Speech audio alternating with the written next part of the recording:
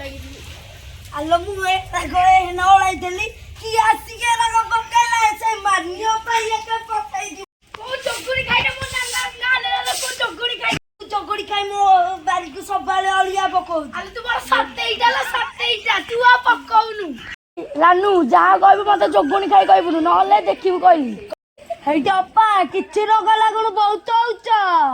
ଆଲୋ ଏ ରାନୁ ତ କେତେ ବାଇଗଣ ସୁନ୍ଦରିଆ ଲଗେଇଛି କାଇଁ ଦେଖି ହଁ ବା ଗୋଟେ ଦିଟା ନେଇଗଲେ କି ଜାଣି ଦଉଛି କି ହଁ ନେଇଯିବା ଚାଲ।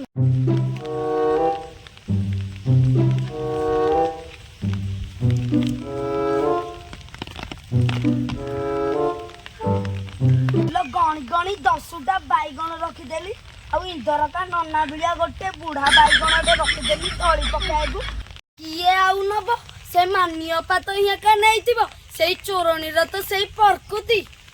ଲପା ତମକୁ ମିଛ ମତେ ସତ ମାମ ବାଇରୁ କିଏ ବାଇଗଣ ଆରାଗ ନେଇଯାଇଥିଲ ଜାଣିଥିଲା କି ମୁଁ ନେଇଛି ବୋଲି। ହଁ ଗାଈ ଫାଇକେ ଖାଇ ଦେଇଥିବ ଆଉ ଗାଈ ଖାଇଛି କି ଦି ଗୁଣିଆ ମଣିଷ ଖାଇଛି।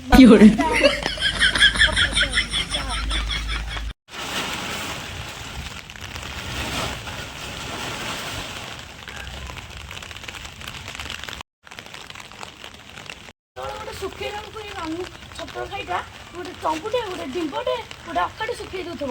ବୋପାଳ ଯଦି ଜାଗା କିଣିକି ଆଣିଛି ତ ଯେତେବେଳେ ଆଜି ତାକୁ ରଖିଦଉଛି। ତୋ ସ୍ୱାମୀରେ ଯେତିକି ତ ମୋ ସ୍ୱାମୀରେ ଯେତିକି ତୋର ତ ଏକୁଟିଆ ଜାଗାଟା ହିଁ।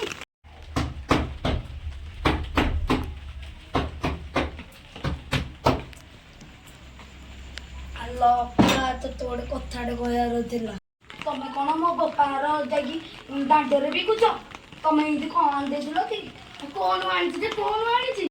ଯାହା କହିବ ମୋ ବୋପାର କଥା କହିବନି। ଆଲୋ ତୁ ମୋ ବୋପା ନାଁରେ କହିବୁ।